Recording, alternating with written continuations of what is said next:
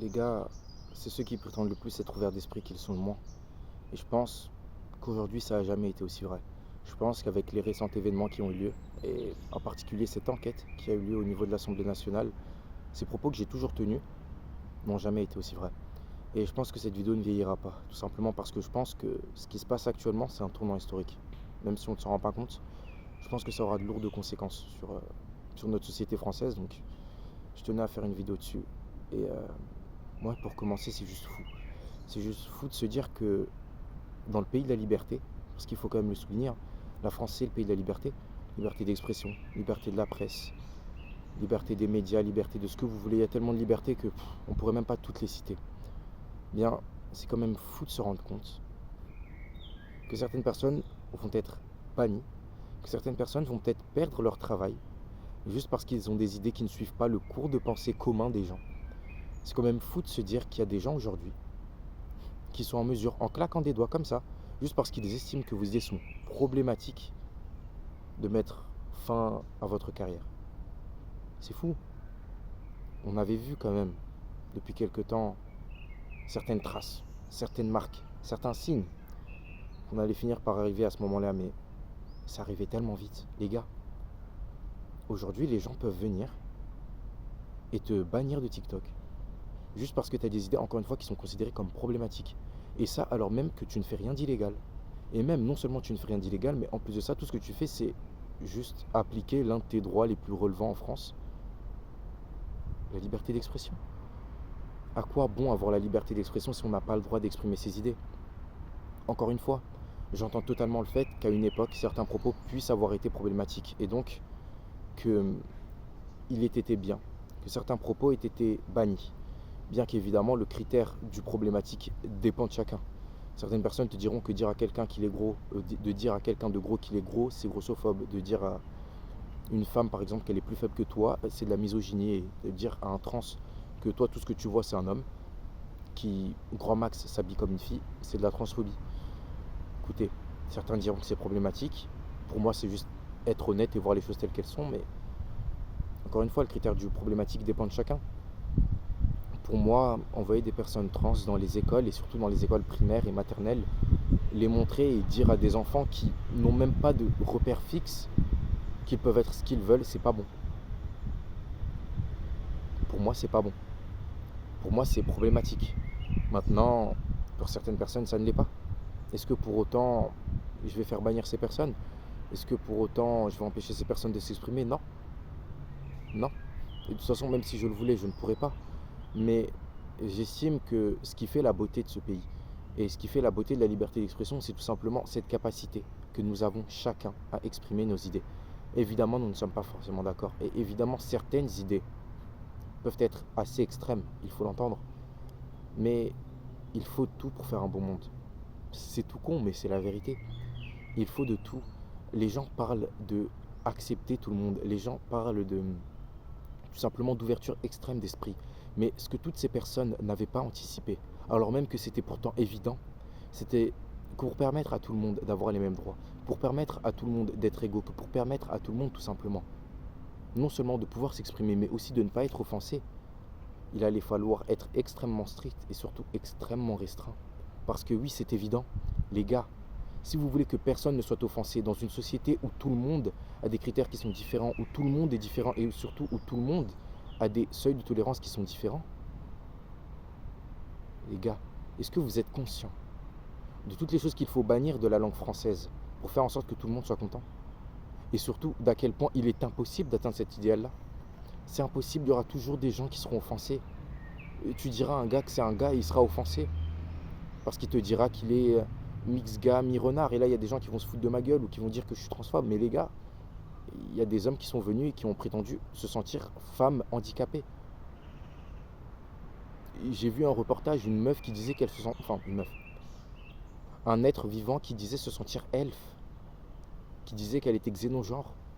Et que ne pas l'accepter était de la xénophobie. Les gars,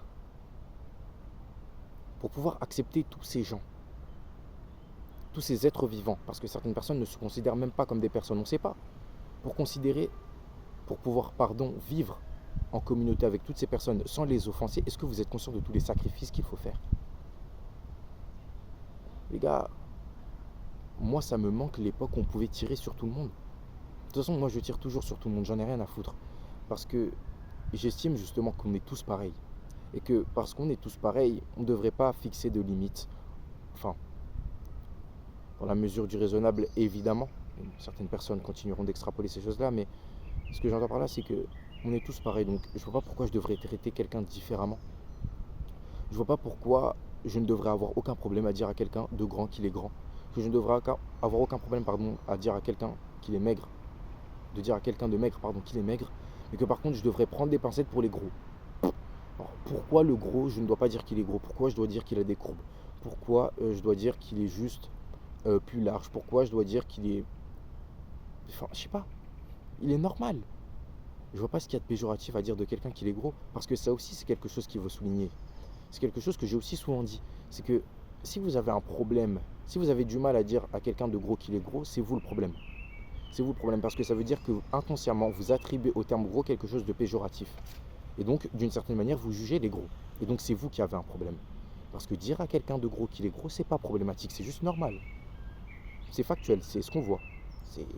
Enfin, s'il n'est pas mince, s'il n'est pas normal, c'est qu'il est gros. Mais bon, évidemment, ces idées-là sont considérées par problématiques par certains. Ce que j'entends totalement. Mais par contre, moi, ce que je n'accepte pas, c'est qu'on puisse, par exemple, m'empêcher de dire ce que je pense. C'est qu'on puisse, par exemple, me bannir de TikTok juste parce que j'ai ces idées-là. Les gars, encore une fois, on est probablement à un tournant historique là. Je sais que c'est compliqué de s'en rendre compte, mais moi j'en suis persuadé. Les gars, où est-ce qu'on ira là si on part comme ça? Si on en arrive à avoir l'État qui, parce qu'il estime que certains propos sont problématiques, se vient à les bannir, à les restreindre. Si on en arrive à ce genre de société-là, où est-ce qu'on ira? Les gars, une certaine communauté, une certaine partie de la population traite une autre partie de la population de fascistes. Parce qu'ils ont des idées contre lesquelles ils sont contre. C'était pas très français ça. Mais bon, je pense que je vous ai pas mal servi niveau éloquence, pardon, donc vous ferez bellec, comme on dit. Mais oui, certaines personnes ont des idéaux que d'autres n'aiment pas. Et ils qualifient donc ces personnes de fascistes. Alors, je ne dirais pas s'ils ont raison ou s'ils ont tort. C'est pas la question, je vais pas vous mentir, j'en ai un peu rien à faire. Mais par contre, ce que je tiens quand même à souligner, c'est que ces mêmes personnes qui qualifient les autres de fascistes sont en train de faire ce qui est fait et ce qui était fait dans certaines sociétés lorsque certaines opinions n'étaient pas très aimées. Voilà. Je vais prendre l'exemple de l'URSS. C'est quand tu critiquais le communisme, quand tu tirais sur Staline, ça finissait pas très bien pour toi généralement. Voilà. Au goulag. Ah. Bon, de toute façon, je ne gagne pas d'argent, donc j'ai pas peur d'être démonétisé. Mais voilà. Tout ça pour dire que on en arrive quand même à une société sacrément restreinte. Alors même qu'on est dans le pays de la liberté, encore une fois. Et ça fait peur. Ça fait vraiment peur parce que, forcément, qu'est-ce qu'on aura le droit de dire dans le futur? Parce que c'est ça la question. Parce que si on commence à chercher à savoir ce qu'on n'aura plus le droit de dire, on s'en sortira pas. On s'en sortira pas. Moi, je me rappelle encore de ces dessins animés que je regardais quand j'étais petit, qui seront peut-être bannis de la télé un jour ou l'autre. Foot de rue. Les gars, foot de rue, c'est une masterclass. Mais je peux pas garantir que dans le futur, ce sera encore là. Parce que certains propos étaient, en tout cas pour les opinions d'aujourd'hui, problématiques.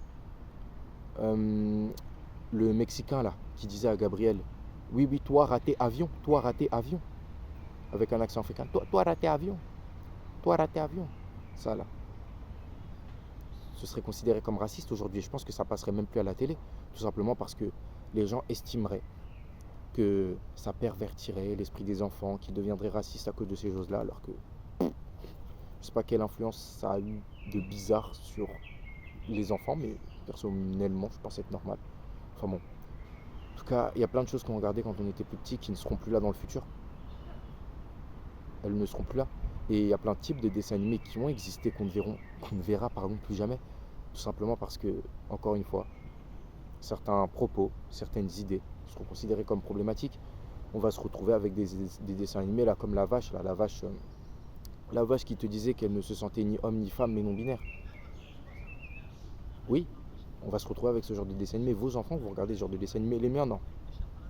Les miens, non. Mais vos enfants, ils vont regarder ce genre de dessin animé. Ils vont voir sur les réseaux sociaux de la propagande constamment. De la propagande OnlyFans, de la propagande LGBT, de la propagande féministe, toutes ces choses-là. Hein. Vos enfants, tous les jours, hein, surtout vos filles, elles vont entendre qu'elles ne doivent rien à personne et qu'elles sont libres de faire ce qu'elles veulent. Pardon, vous aurez beau leur dire par exemple que sortir tard le soir c'est dangereux, surtout si elles habitent dans le 9-3, elles vous écouteront pas et elles sortiront quand même. C'est le genre de choses qui attendent nos enfants, nos petits-enfants et voire même potentiellement plus loin. Une société où tout simplement parce que tout est permis, rien n'est permis. Parce qu'on laisse les gens faire ce qu'ils veulent, on est obligé de leur empêcher de dire ce qu'ils veulent. Tout simplement par peur de heurter les gens. Enfin, les gens. Certaines communautés, puisqu'évidemment, plus tu as de problèmes dans ta vie, et plus tu es en droit de te plaindre. Parce que forcément, par exemple, moi je suis noir, donc je peux me plaindre de certaines choses, mais vu que je suis un homme, et donc que je suis chouchouté par le patriarcat, que je profite du patriarcat, enfin en tout cas apparemment, je n'ai pas le droit de me prononcer sur certains autres sujets. Donc bon. J'ai juste hâte de voir où tout ça nous mènera. Enfin, j'ai hâte et je le crains en même temps. Je sais pas trop où on ira. Mais là, comme ça, quand je vois les choses telles qu'elles sont, quand je vois encore une fois des utilisateurs qui sont bannis de TikTok, juste parce qu'ils ont des idées qui sont différentes des autres, encore une fois.